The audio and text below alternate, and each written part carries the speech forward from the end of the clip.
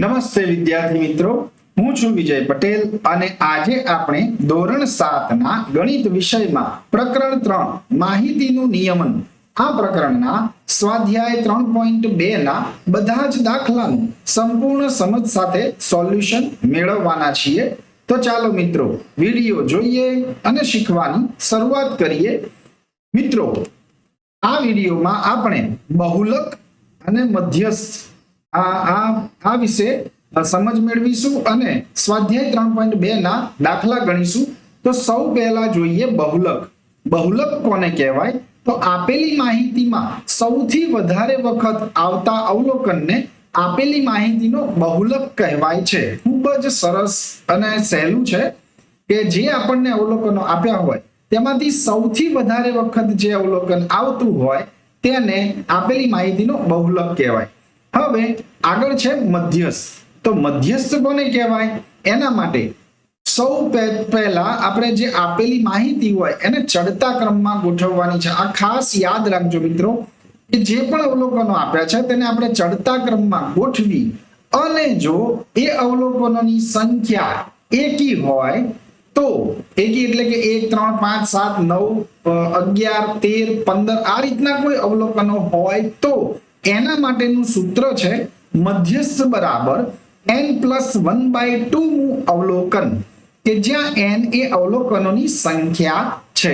આ સૂત્ર યાદ રાખજો મિત્રો કે જ્યારે અવલોકનોની સંખ્યા એકી હોય ત્યારે મધ્યસ્થનું સૂત્ર છે n+1/2 મું અવલોકન।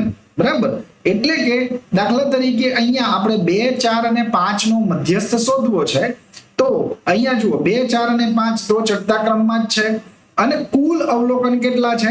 3 છે। 2 4 અને 5 એ 3 સંખ્યા છે એટલે કે 3 છે કે જે એકી સંખ્યા છે।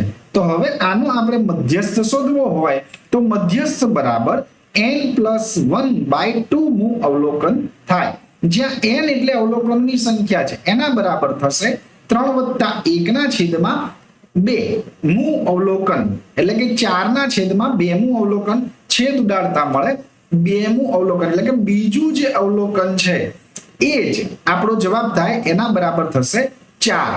એટલે કે તેથી 2 4 અને 5 નો મધ્યસ્થ એ 4 છે। ઓકે, હવે આ થઈ જ્યારે અવલોકનોની સંખ્યા એકી હોય ત્યારે સૂત્ર આ આવશે n+1/2 મું અવલોકન। હવે આગળ જોઈએ તો મધ્યસ્થ એટલે કે જ્યારે અવલોકનોની સંખ્યા બેકી હોય ત્યારે મધ્યસ્થ કેવી રીતે શોધવો?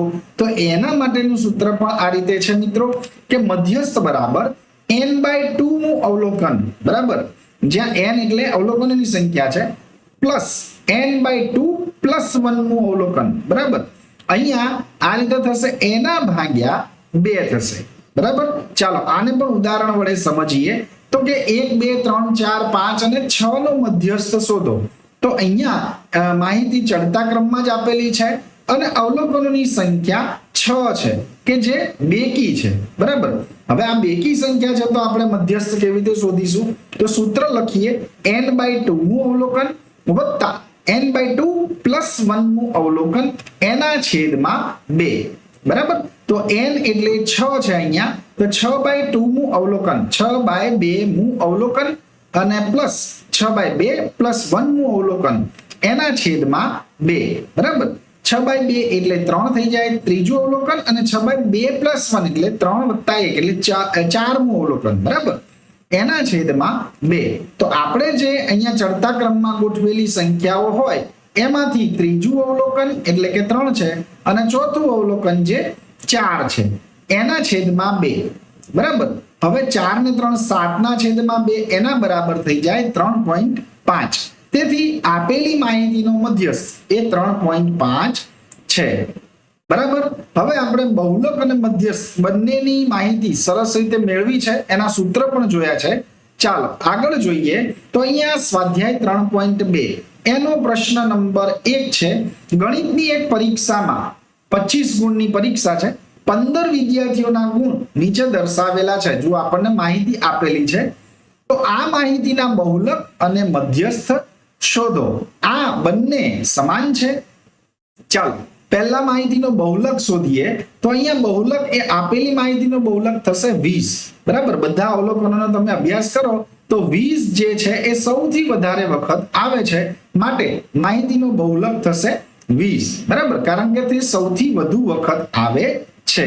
હવે આપણે માહિતીનો મધ્યસ્થ શોધીએ તો એની પહેલા આપેલી માહિતીને ચડતા ક્રમમાં ગોઠવતા અહીંયા જે અવલોકનો આપ્યા છે એને આપણે ચડતા ક્રમમાં ગોઠવીએ.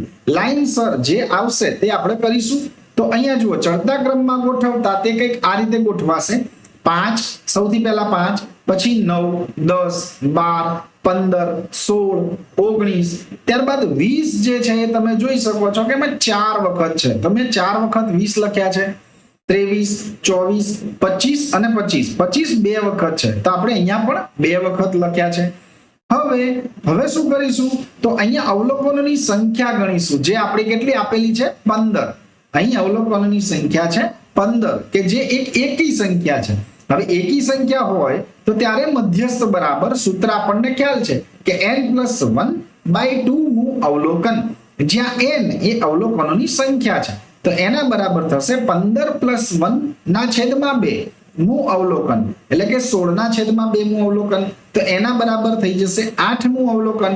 હવે જે ચડતા ક્રમમાં સંખ્યાઓ ગોઠવી છે મિત્રો, ખાસ ધ્યાન આપજો કે આ ચડતા ક્રમમાં જે ગોઠવેલી સંખ્યાઓ છે એમાંથી આપણે 8મું અવલોકન જોવાનું છે, જે 1, 2, 3, 4, 5, 6, 7 અને 8 એટલે કે 20 છે, બરાબર. તો અહીંયા આપણે લખીશું 20. તો આપેલી માહિતીનો મધ્યસ્થ કેટલો થશે 20 છે. હવે જુઓ, બહુલક પણ 20 છે અને મધ્યસ્થ પણ 20 છે, તો આપણે લખી શકીએ કે હા, અહીં બંને બહુલક અને મધ્યસ્થ બંને સમાન છે. વેરી ગુડ મિત્રો. ચાલો હવે પ્રશ્ન 2 જોઈએ. તો પ્રશ્ન 2 છે, એક ક્રિકેટ મેચમાં 11 ખેલાડીઓએ બનાવેલ રન નીચે પ્રમાણે છે. જો અહીંયા 11 ખેલાડીઓએ બનાવેલા રન છે. પહેલા ખેલાડીએ 6, બીજાએ 15, ત્રીજાએ 120, આ રીતે 11 ખેલાડીઓના રન આપ્યા છે. આ માહિતીના સરાસરી, બહુલક અને મધ્યસ્થ શોધો. આ ત્રણેય સમાન છે. તો પહેલા આપણે સરાસરી શોધવાની છે. તો આપણે લખીશું સરાસરી બરાબર, તો આપણે સૌ સૂત્ર જાણીએ છીએ કે આપેલા અવલોકનોનો સરવાળો અને છેદમાં અવલોકનોની કુલ સંખ્યા, બરાબર. તો અહીંયા જે રન આપેલા છે 6, 15, 120, 50, 100 એ રીતે બધાનો સરવાળો કરવાનો, એના છેદમાં કુલ અવલોકન કે જે 11 છે. તો આ સરવાળો કરતા તમને જવાબ મળશે 429 અને છેદમાં 11. જ્યારે ભાગાકાર કરીશું ત્યારે જવાબ મળશે 39, બરાબર.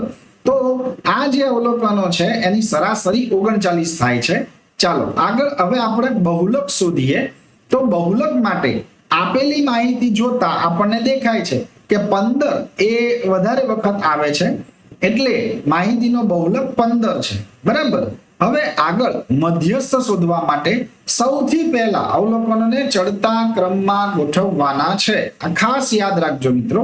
તો અવલોકનોને ચડતા ક્રમમાં ગોઠવતા સૌથી પહેલા 6, ત્યારબાદ 8, 10, 10, 15, 15, 50, 80, 100 અને 120. જો આ રીતે અવલોકન 11 અવલોકન છે એ બધા જ આપણે એને ચડતા ક્રમમાં ગોઠવીને લખ્યા છે. હવે આ સંખ્યા 11 એટલે કે એકી છે, કે 11 છે એ એકી છે. તો એકી સંખ્યા માટે મધ્યસ્થનું સૂત્ર આપણે સૌ જાણીએ છીએ, n+1/2 મું અવલોકન, જ્યાં n એ અવલોકનોની સંખ્યા છે, બરાબર.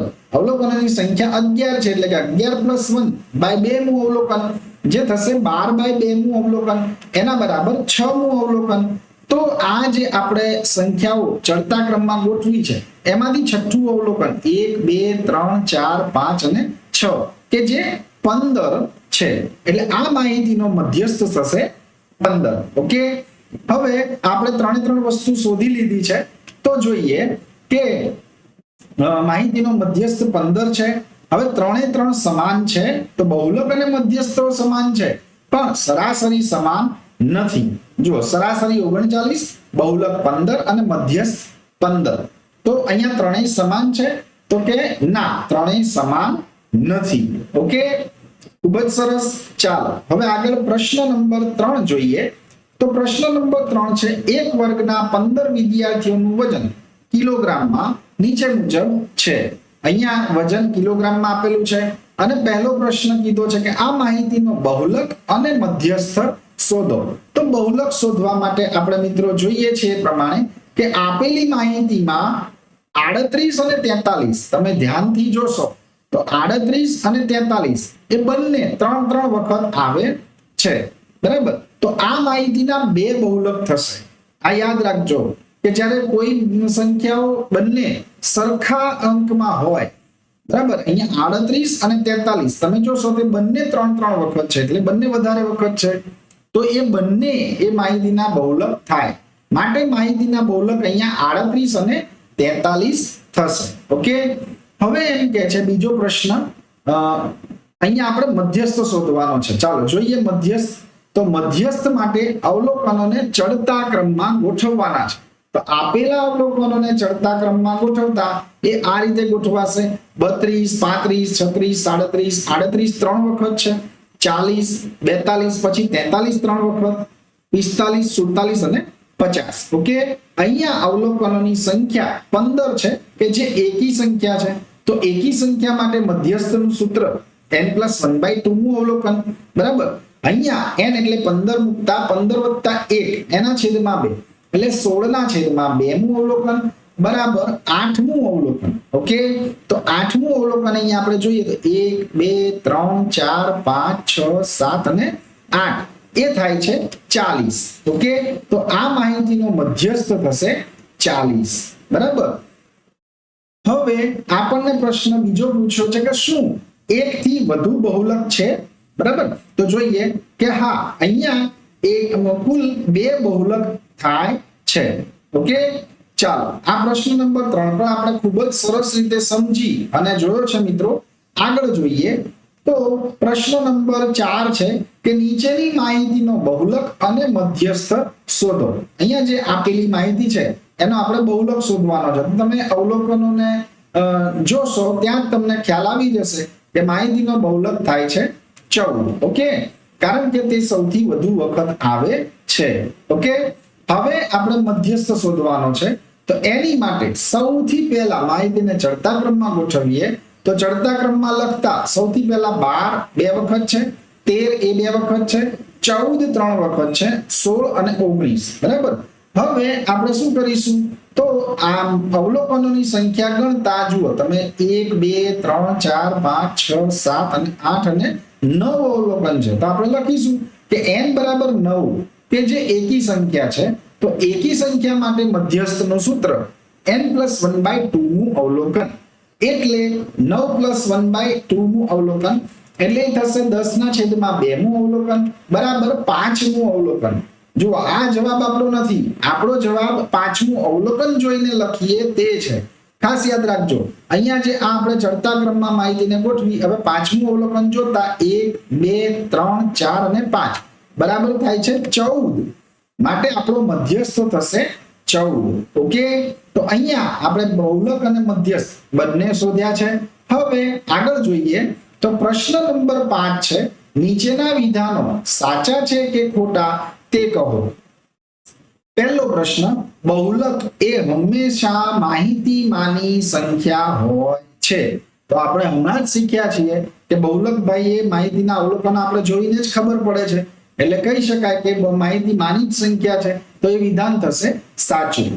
હવે બીજો પ્રશ્ન છે, સરાસરી એ માહિતીમાંની એક સંખ્યા હોય છે.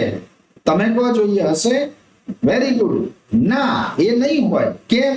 કારણ કે સરાસરી એ મધ્યમાન બતાવે છે. એનું જે સરાસરી મૂલ્ય, એવરેજ મૂલ્ય જેને આપણે કહીએ કે સરવાળો અને છેદમાં અવલોકનોની સંખ્યા, તો એ માહિતીમાં હોય જ એવું કહી શકાય નહીં. માટે આપણે અહીંયા લખીશું ખોટું.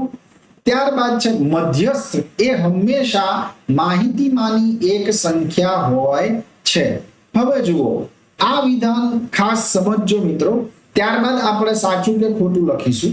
તો મધ્યસ્થ એટલે મિડલ ઓર્ડર. બરાબર. આપણે એવું કહી શકીએ કે બરાબર વચ્ચે જે સંખ્યા આપેલી હોય તે, અને એ અવલોકનોમાંની વચ્ચેની સંખ્યા હોય એટલે એ આપણે કહી શકીએ કે હંમેશા માહિતીમાંની સંખ્યા છે, બરાબર. પણ જ્યારે અવલોકનો એકી સંખ્યામાં હોય ત્યારે જ મધ્યસ્થ એ માહિતીમાંની એક સંખ્યા હોય છે. આ ખાસ યાદ રાખજો. તમે અત્યારે એ જ બાબત શીખ્યા છો. દરેક દાખલામાં આપણે જોયું છે કે ત્યાં બધા જ અવલોકનો એકી સંખ્યામાં હતા, માટે એના ઉપરથી આપણે કહી શકીએ કે મધ્યસ્થ એ હંમેશા માહિતીમાંની એક સંખ્યા હોય છે. ક્યારે? જ્યારે એ અવલોકનોની સંખ્યા એકી હોય ત્યારે, બરાબર. તો આમ તો જો જનરલી જોવા જઈએ તો આ વિધાન ખોટું થાય, પણ આપણા પ્રકરણની સમજ પ્રમાણે આપણે એને અત્યારે સાચું કહીશું, કારણ કે માહિતીમાંની એક સંખ્યા છે. નહીતર મેં તમને મધ્યસ્થ શીખવ્યો ત્યારે કહ્યું હતું કે અવલોકનોની સંખ્યા જ્યારે બેકી હોય ત્યારે પણ આપણે મધ્યસ્થ તો શોધી જ શકીએ છીએ, અને એ માહિતીમાંની સંખ્યા હોતી નથી મિત્રો. આ ખાસ યાદ રાખજો. અત્યાર પૂરતું આપણે જે શીખ્યા છે એની ઉપરથી એવું કહી શકીએ કે મધ્યસ્થ એ માહિતીમાંની એક સંખ્યા છે. ઓકે, ચાલો આગળનો ચોથો પ્રશ્ન છે કે માહિતી 6 4 3 8 9 12 13 9 ની સરાસરી 9 છે. તો અહીંયા તો આપણે મૌખિક પણ ગણતરી કરી શકીએ કે સરાસરી એટલે બધા અવલોકનોનો સરવાળો છેદમાં અવલોકનોની સંખ્યા. તો આપણે જોઈશું કે 6 ને 4 10 ને 3 13 13 ને 8 એટલે એ થશે 21 21 ને 9 તો એ થઈ જાય 30 30 ને 12 એટલે 42 42 ને 13 42 ને 10 52 ને 3 55 55 ને 9 તો 64 64 સરવાળો થયો, અને અવલોકન છે 1 2 3 4 5 6 7 અને 8 તો 64 તો એ સરાસરી તો 8 આવે. અહીંયા આપણને આપી છે 9, માટે એ થઈ જાય ખોટું, બરાબર. તો આ રીતે આપણે ખરા ખોટા વિધાનો પણ જોયા. હવે આપણે સ્વાધ્યાય 3.2 ના બધા જ દાખલા કે જેની અંદર આપણે માહિતીનો બહુલક, સરાસરી અને મધ્યસ્થ આ ત્રણેયની ચર્ચા કરી અને ખૂબ જ સારી રીતે સમજ મેળવી છે. તો આ વિડીયો જોવા બદલ આપ સૌ મિત્રોનો ખૂબ ખૂબ આભાર. જો આ વિડીયો આપને પસંદ આવ્યો હોય તો વિડીયોને લાઈક કરો, આપના અન્ય મિત્રો સુધી વિડીયોને ખૂબ ખૂબ પહોંચાડો મિત્રો, અને આપણી ચેનલને સબસ્ક્રાઇબ કરો. સબસ્ક્રાઇબ ખાસ કરજો મિત્રો. ખૂબ ખૂબ આભાર.